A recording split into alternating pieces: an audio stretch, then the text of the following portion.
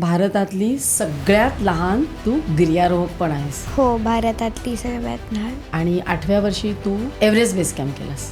हो. आणि 90पेक्षा जास्त ट्रेक केलेत. तर हो. सगळ्यात कठीण ट्रेक कुठला वाटला तुला?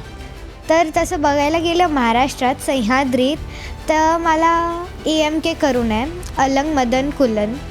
2.5 days 2 दिवसाचा ट्रेक येतो. तर तिथे तो माझा असा पहिला ट्रेक होता जिथे मी कॅम्पिंग करणार होती. तसा माझा पहिला ट्रेक होता आणि तो पण महाराष्ट्रात. तो मला कठीण गेला.